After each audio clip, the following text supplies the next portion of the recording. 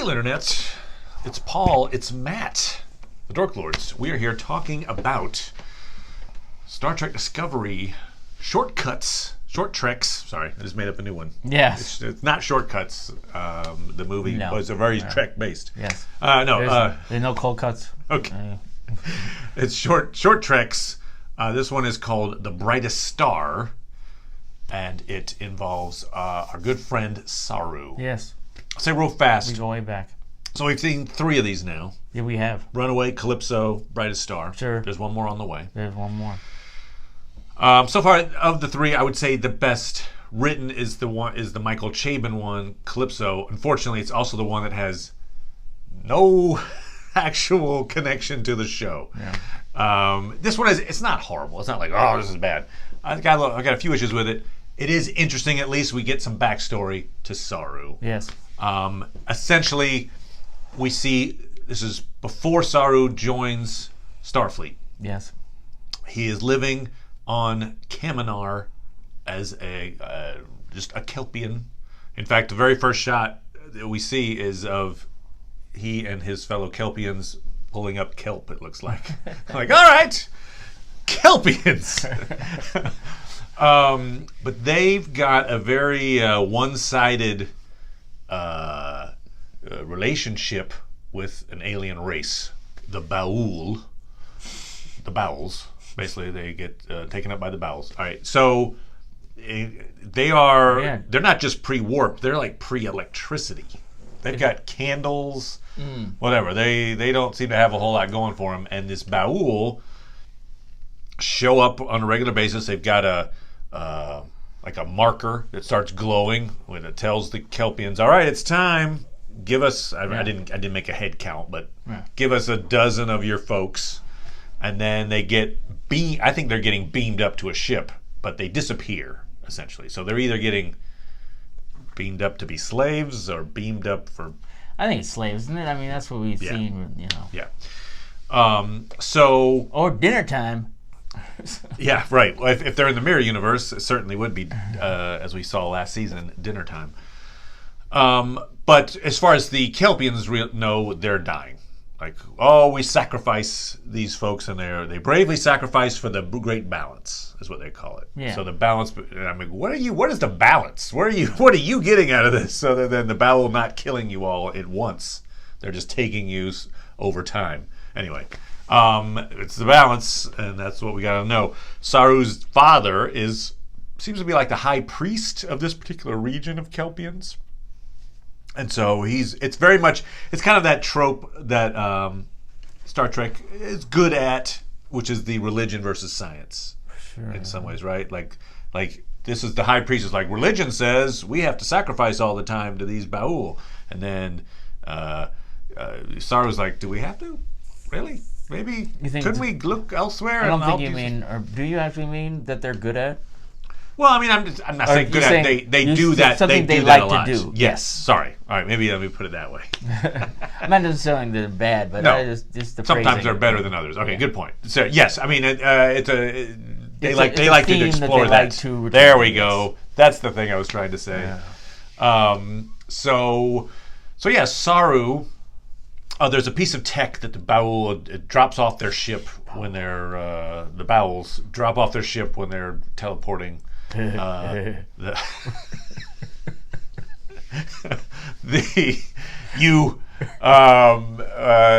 Kelpiens up. So Saru's father instructs Saru to take it away. It's forbidden to look at this tech. Yeah.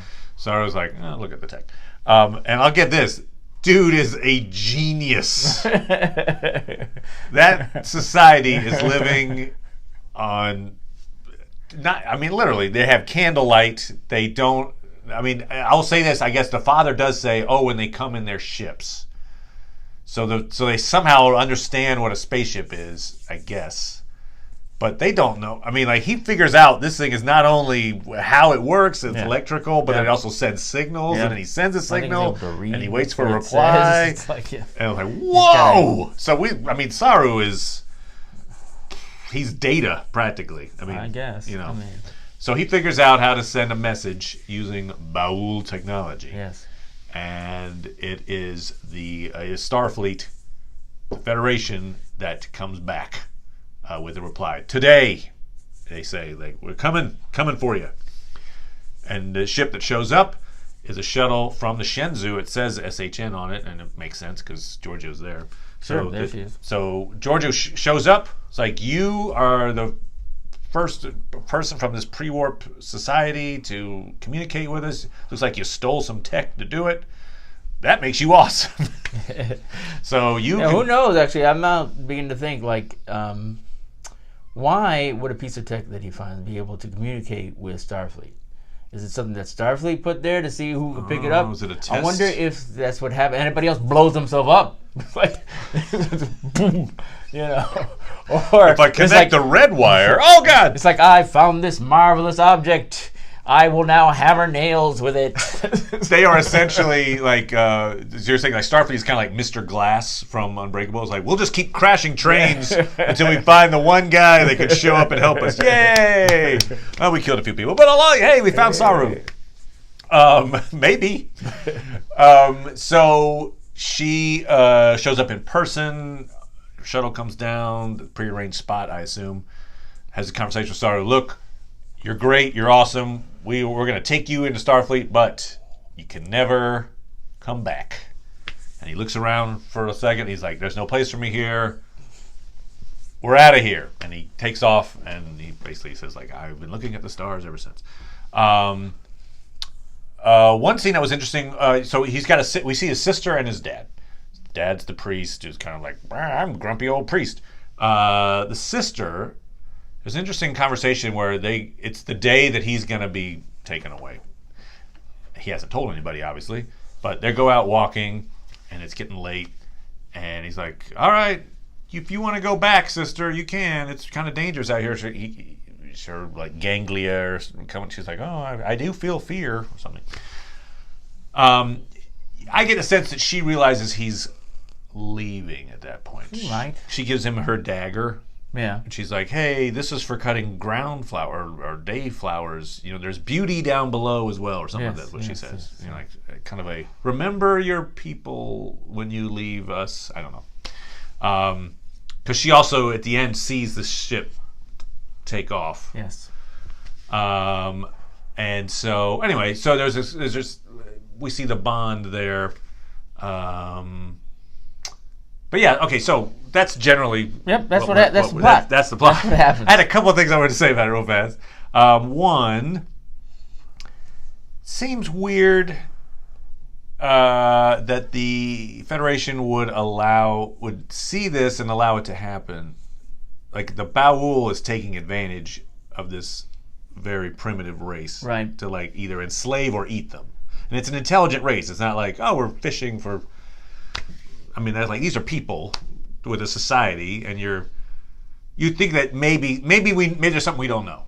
Maybe Starfleet is trying to stop this thing from happening. But what we get from this is, oh yeah, life will go on. Your people will be subjugated. That's fine. You come with us because you got the lucky lottery ticket. Yeah. Seems a little weird. Yeah, I mean, I don't know. One thing I was thinking of as we were speaking is even, I mean, you know, the real world analog to this, you know, would be all these cultures that we have on the planet that aren't aware of worlds outside of them, right? Aren't aware of technology and all that, and so just traipsing in and like, ooh, you know, even to the extent where if one group of people was harassing another one, then you're taking a side, right? So then you're like, are you going to start fighting this other people or whatever? So, you know, even though it seems kind of crappy to sort of say, well, let them do what they're going to do. I can, you know, the whole Prime Directive thing. It's a bitch. Prime Directive. I will say this though, they don't really. That shuttle comes in and then flies off again pretty noticeably to the village. We see that they don't. Oh, a star! A star. Oh, sorry. Right, a star. There it is. Ooh. It seems it looks like the star came down, picked up our friend, and took off with him. I was reminded at the moment when Giorgio gives Saru the choice of like, look, if you leave, you can't come back and you can't ever see your family again. I was reminded of Steven Spielberg in I saw him interviewed about Close Encounters of the Third Kind. Okay. So at the end of Close Encounters of the Third Kind, Richard Dreyfuss, Yes. aliens show up. Sure. And they're like, "You can come away with us." And he's like, "Yep." Throw a bunch of goo on him, and then he looks like an alien. Let me step on that ship and take off. Sure, I don't care. And Steven Spielberg, I just lost my whole family. Right. Because they think I'm crazy. and so Steven Spielberg said at the time he wrote that, Yeah. that's what he would have done. Yep. Of course, yes, of course I of would. course. But looking at it, say 20 years later, when he had this family and the kid, he's like, "Yeah, no, I probably would have been like, yeah, thanks, but no thanks." Yeah. So it's just kind of an interesting parallel there, where he's like, "All right, I'm out." It would have been great if this show was exactly as it was, and it wasn't until he was like, "Yeah, I'll go." And then once he goes away, then the kid comes out, "Dad!" He makes him run away faster. Oh, go!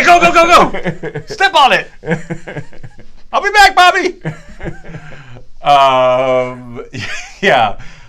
He is an older guy too. I mean, like he obviously his career. I mean, he is a genius, I guess, so he can move fast. But I mean, like he's a full adult.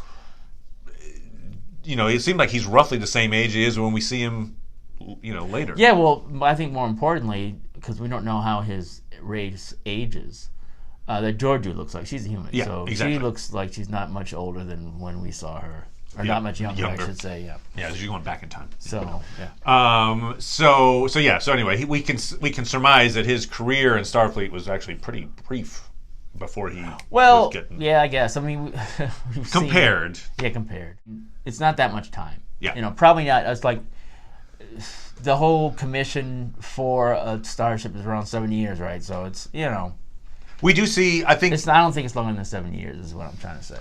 I think one cool aspect of this backstory is that we see even more reason why Saru was so angry at Michael for the resulting death of Georgiou. It was like, this is the woman that freed me from my condition. Yes. I mean, we even get the hint in this little episode that he might have been next up to be sacrificed. He's like, what happens if they call my name? And his dad's like, well, man. Off you go. Up you go, Pally. So yeah, she saved him in his mind from this world, and then so he owed a lot to her in that way. So that's Brightest Star. There is one more of these short treks to come. Yes. It is called The Escape Artist. It involves Harvey Mudd, and it looks like I see some Klingons in the trailer, so I'm guessing it's how he ended up in the prison when he was found by Lorca back in season 1. Makes sense. So it might be a prequel in that way. So whatever. Just go. Oh, here's what I was going to mention before is that I think how will this play into season 2, if at all? I think I can see two ways this might play into season 2. One, I think we'll see that dagger perhaps that his sister gave him. I bet he keeps that as a keepsake. Is this a dagger I see before me? Is this a dagger? No, it's my sister. The other is I gotta believe at some point, maybe it's not season 2, but since they brought it up now, it probably would be season 2. He's gonna go back to Kaminar. Come on. He'll never go back. Sure, why not? I'm sure he'd been in a position to be able of a little more authority and be like, that rule? No, I'm going to go help free my people. I feel like that's probably some version of that. Now, is that a huge story arc? Probably not. But I could. Yeah. I mean, maybe. I hope that would be interesting. My sense is that it would not. You don't think that'd be interesting? Okay. Like reunite with his dad. His dad's like, "What have you done? You've screwed up our people." And it's like, no, because I don't know what it means, right? So if they convince me that it means something, right? Because I don't know what this group is that's taking them away. Right. I kind of doubt that they will do anything with that. And two, this whole period of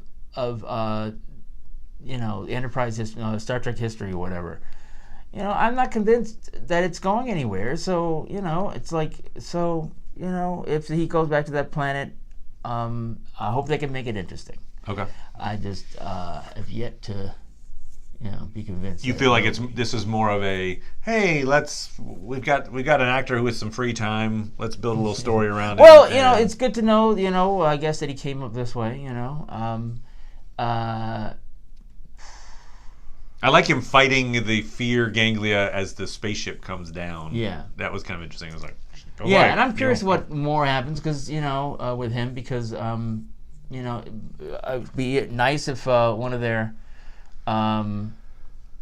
agenda for him is to have him become even more competent and perhaps one day take over the Discoveries. I kind of thought that might have happened this season, in fact, before they announced that Pike was coming in. But. Yeah, I think it might pay off to have it not be so instant, to be like, because in the last couple of episodes he was doubting he could, but then he seemed like he became more confident that he could do it. But, I think it's better if there's more obstacles for him before he really does take over. And certainly providing backstory, and maybe it's a situation where it's like, now you get the power of the ship. Are you going to go and help your planet? And he shouldn't. Not because go I back think to it'll your be kid that we created for you. because I think it'd be boring. No, but because that's probably the right thing to do. Not go against Starfleet's orders. He's not going to be some. Well, maybe here's how you do it. Alien Kirk. You attack the Baul up in space. Start a war. You start a war with the Baul, Yeah, and then you defeat them, and then there's no more taking them away. Very Starfleet. You save your friends without having to introduce yourself to them. Very Starfleet. Okay. Starting a war. Yep. All right. Anyway, there you go. That is the brightest star. Yes. We'll be back talking about Night Flyers and Counterpart, and I'll do some Lord of the Rings as well, which Paul loves. So we'll be back with more of that. Bye, everybody. We're cutting this out. Do whatever you want here, because we're just cutting it. What? Okay.